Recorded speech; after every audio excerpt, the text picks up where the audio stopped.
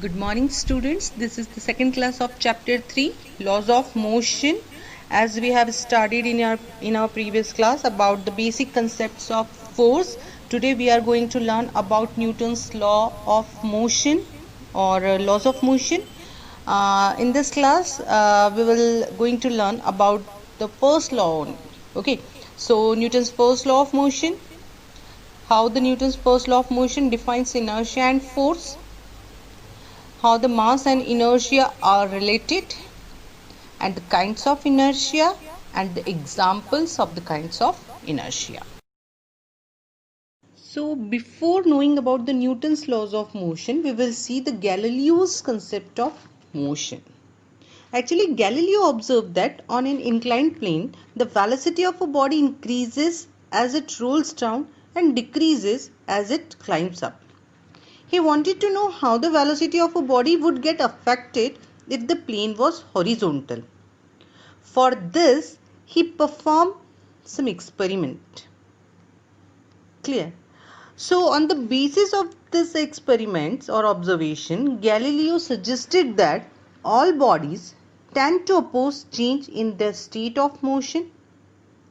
Sir Isaac Newton developed these findings in the form of his famous laws of motion. Sir Isaac Newton was an English physicist and mathematician and a genius with few equals. He put forward 3 laws of motion in 1686. These laws are known as the Newton's laws of motion. So Newton's first law of motion gives a precise definition of inertia and force. Newton's second law of motion establishes the relationship between the force and momentum, whereas Newton's third law of motion establishes the relationship between the action and the reaction forces. These laws give a precise definition of force and give a mathematical relationship between the force applied on a body and the state of motion acquired by it. Clear? So in this class we will learn or we will see Newton's first law of motion. Clear?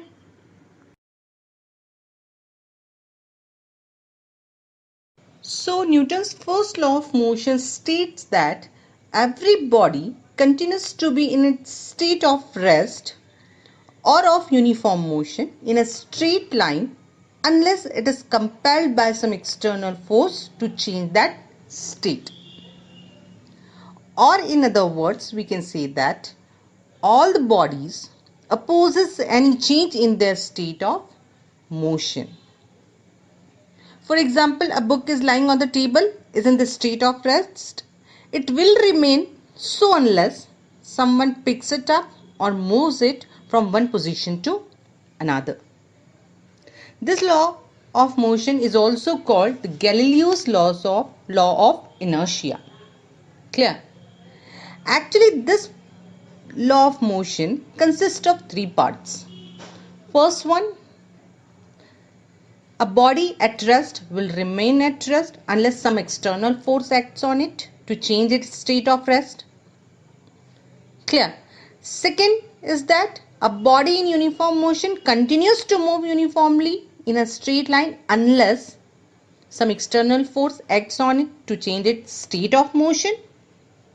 And the third part is a body continues to move along the same straight line unless some external force acts on it to change its direction of motion. Clear? So, this is the first law of motion of Newton.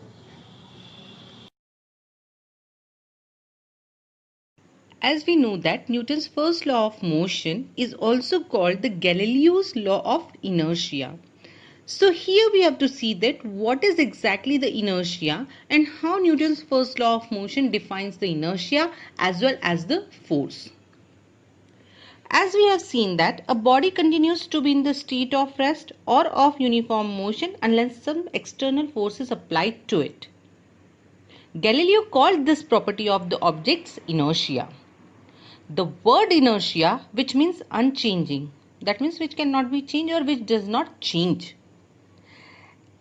This is the word. It has been derived from the Latin word inert.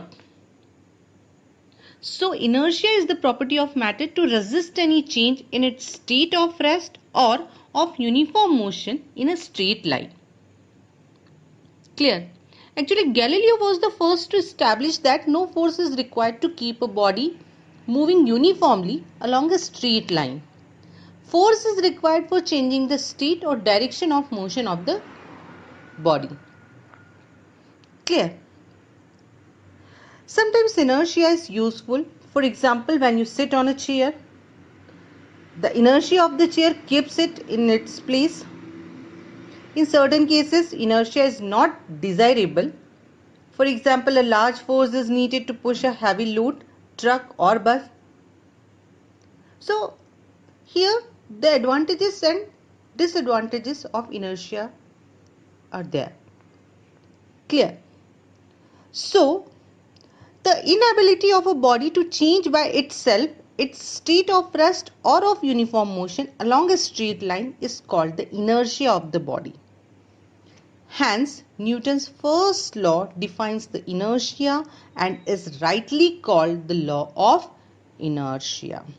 So, Newton's first law of motion is also called the Galileo's law of inertia, or it is also called the law of inertia.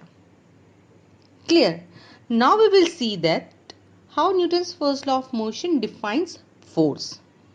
Suppose a book lying on a table remains in the state of rest unless it is pushed by someone to change its state of rest. According to Newton's first law of motion, only the external forces applied on a body can change its state of rest or state of uniform motion along a straight line. Clear? Thus, we can define force which can change the state of rest or of uniform motion of a body. Hence, Newton's first law of motion defines the force also.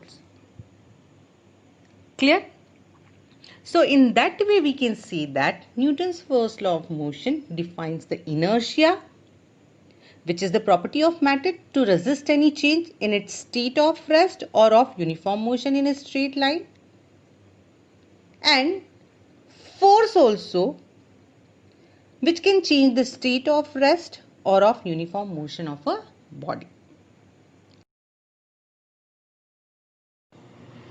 Just we have seen that how Newton's first law of motion defines the inertia. Now we will see that as mass is related with this inertia. Clear? So from our common experiences, we know that it is easier to move a small and light object like a child's toy car than a large and heavy trolley. Thus, a large and heavy trolley shows a greater resistance to change its state of rest or of uniform motion than a small and lighter object. Suppose that is a toy car. Thus, a heavier body has more inertia than a lighter body. Therefore, we can say that more the mass, more is the inertia, and lesser the mass, lesser is the inertia of the body. That means mass of the body is directly proportional to the inertia of that body. Clear? A trolley has much more inertia than a child's toy car, since the toy car is much easier to set in motion than the trolley. Moreover, the toy car is much easier to stop than the trolley when both are moving with the same velocity. You can see here. We know that the trolley has much more mass. So altogether we can say that the mass is the measure of the inertia of a body. Clear? And it is measured by the mass of the body. So heavier the body, greater is the force required to change its state and greater is its inertia. And the reverse is also true. So we can say that heavier the body has more inertia than a lighter body. In that way, mass and inertia are related. Clear? Now we will see that the kinds of inertia and its examples. So all material bodies can have two types of inertia, the inertia of rest and the inertia of motion. So first we will see the inertia of rest. When a body at rest remains at rest unless an external force is applied on it. And the example of the inertia of rest is when a passenger in a bus tends to fall backward when the bus starts suddenly. Did you see ever? A passenger in a bus tends to fall backwards when the bus starts suddenly. Why so? When a passenger is sitting or standing in a stationary bus, both the bus and the passenger are at the rest. Clear? But when the bus starts suddenly, the lower part of the passenger's body starts moving forward with the bus, but the upper part of the body tends to remain in the state of rest due to the inertia of rest. As a result, the passenger falls backward or leans. Clear? Now the second example, on shaking or giving jerks to the branches of a tree, the fruits fall down. What is the reason behind that? Initially, both the tree and the fruits hanging to its branches are in the state of rest. When the branches of the tree are shaken, it is set into motion, while the fruits remains in the state of rest. You can see here, due to the inertia of rest. Thus, the fruits get detached from the branches and fall down due to the pull of gravity. So, these are the examples of the inertia of rest. You can take another examples also, like dust can be removed from a hanging carpet by shaking it or beating it with a stick. You can give the reason in your own words. Or suppose a bullet fired against a glass window pane makes a hole in it, but the glass pane is not cracked. Or if a piece of paper placed under a pile of books is suddenly pulled, it does not disturb the pile of book. You can give this reason, or you can take this examples and you can put your reason with related with the inertia of rest. Clear?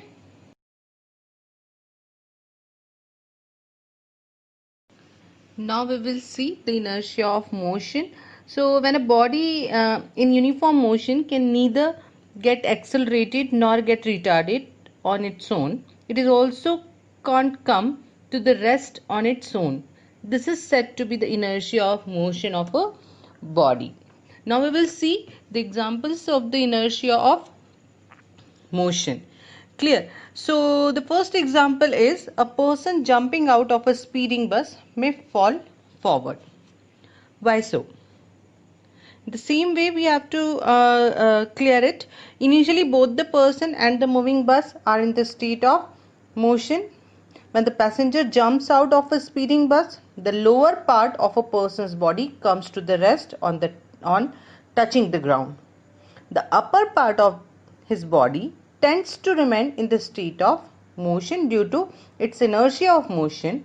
As a result, the person jumping out of the speeding bus or in a speeding train may fall forward and get seriously injured. So never jump out of a speeding bus. Clear? Our second example can be an athlete runs a certain distance before taking a long jump. You can see here why it take the long why it runs a certain distance before taking a long jump. This is because in doing so he acquires the inertia of motion. The velocity acquired by running is added to the velocity of the athlete at the time of jump. Hence, he can jump over a longer distance due to the increased inertia of motion. You can see here in this animated picture. Clear? So, these are the examples of inertia of motion. Another examples also you can take. Suppose the cyclist does not come to rest immediately after he stops paddling. You can give the reason because of the inertia of motion and you can elaborate also. Or a passenger in a moving bus tends to fall forward when the bus stops suddenly. as we have seen in the inertia of rest also, where the passenger in a bus tends to fall backward when the bus starts suddenly. Here, the passenger tends to fall forward when the bus stops suddenly. Clear? So these all are about the Newton's law of motion, inertia, inertia of rest, inertia of motion, and its examples. I hope you understood the explained topic. So that's all for today's class. Thank you and have a nice day.